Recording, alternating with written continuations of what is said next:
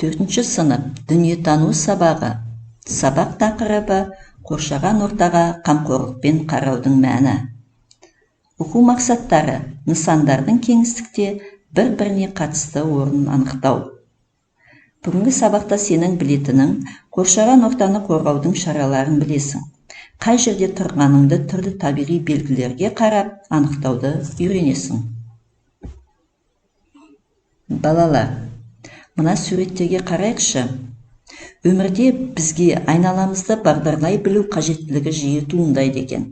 Ондай жағдайда маңайымызды бағдарлауға көмектесетін заттарға көңіл аударамыз. Табиғат аясында, қалада, ауылда бағытыңды бағдарлауға көмектесетін заттарды таңда. Міне түрлі табиғи белгілерге қарап, міне анықтайық. Мысалы, мынау бәйтеректің суреті. Бұған қарап біз бұл Нұр-Сұлтан қаласы екен бағдарлай алады екенбіз. Ал енді мына егістікке, жайылымға қарап, малдарға қарап біз өзіміздің ауылымыз екенін бағдарлай алады екенбіз. Ал енді балалар, мына бір суретке қарайықшы. Хлудовтың салтанатты көш суреті. Қандай әдемі көрініс, иә? Біздің ата-бабаларымыз өмір салты осы бір ғана суретпен тілсіз баяндалып тұрғандай. Осы сурет арқылы қазақ халқының ертеден келе жатқан кәсіптері туралы әңгімелеп көрейікші. Бабаларымыз 4 түліктің қай түрін өсірді? Мал жайылымның қандай түрлері болады? Мына суретте малшылар қай жайылымға көшіп барады? Мал жайылымын ауыстырудың мәні неде? Деген сұрақтар аясында әңгіме өрбітейік. Ата-бабаларымыз көшіп қонып жүріп, мал шаруашылығын кәсіп еткен.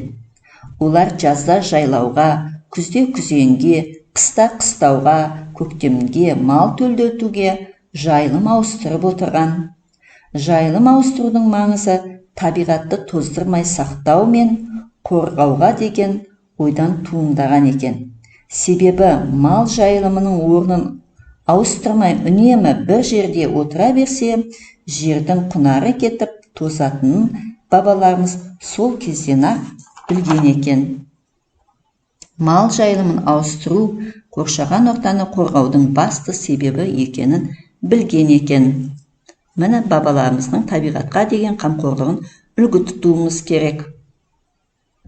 Ал енді осы суретпен, яғни қазіргі мына экологиялық суреттерді салыстырайықшы балалар. Экологиялық проблема деген не? Экологиялық проблема деген адамның табиғат байлығын шектен тыс пайдалану салдарынан табиғи жағдайдың бұзылуы. Міне қазір балалар су ластанып жатыр, ауа ластанып жатыр, иә? Яғни суға завод-фабрикалардың қалдықтарын құяды, қоқыстар тастайды. Завод-фабрикалардан шыққан түтіндер ауаны ластап жатыр. Өйткені бізде қазір завод-фабрика өте көп. Ормандар оталып жатыр. Топырақтар міне құнарсызданып жатыр. Топырақтар неге құнарсызданады? Өйткені оны жылда еге береді. Баяғыда жайылымды сол үшін ауыстырып отырған екен ата-бабаларымыз. Яғни оның құнары кетпесін деп.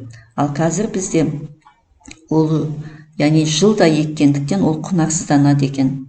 Мына жануарларды бейберекет өлтіреді екен, гүлдерді таптау, міне осының бәрі экологиялық проблемаға әкеліп соғады екен. Екеуін міне салыстырдық, иә? Табиғаттың осыншама өзгеріске ұшырауына қандай себеп болғанын білдік, болжадық. Адамның табиғатқа жанашырлығының жоқтығы, осы салғырттықтан өз өмірлеріне қауіпті елемеуінен экологиялық мәселелер бірінен бірі көрініс тауып отырғаны қиын емес.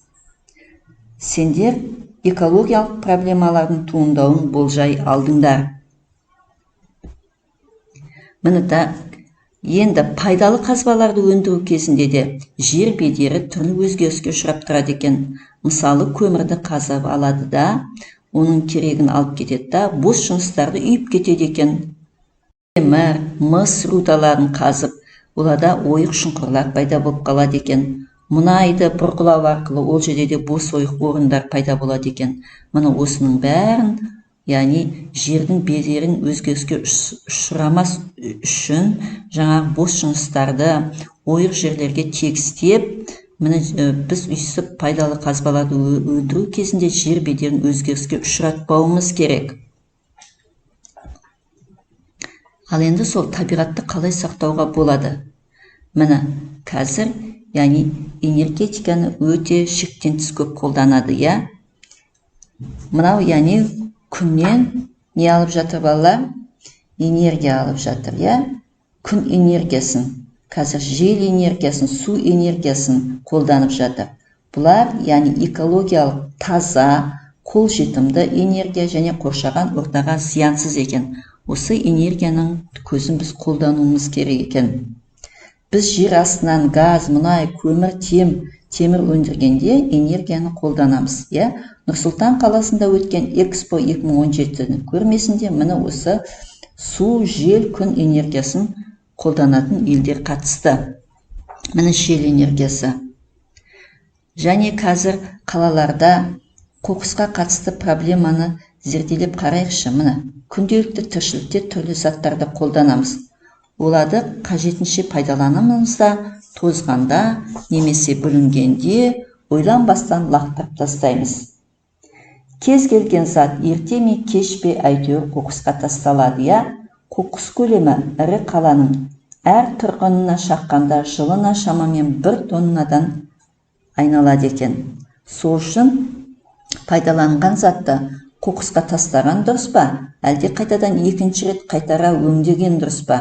Өңдеген дұрыс. Сол үшін қазір міне осылай түрлі түсті жәшіктер қойып қойған қоқысқа, яғни көк түстіге тек қана қағаз қалдықтарын салу, сарыға пластик заттар салу, жасылға қатты заттар салу, қызылға тамақ қалдықтарын салу деп. Міне осыларды біз орын-орынмен салатын болсақ, оларды қайтадан өңдеуге жіберетін болсақ, олардың 60% қайтадан жарамды, 40% ғана жарамсыз болады екен. Қайтадан өңдеуге болады екен.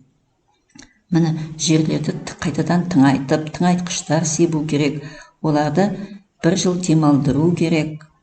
Қызыл кітапқа қазір еніп жатыр көптеген өсімдік жануарлар, өйткені олардың жойылу қаупі төніп тұр.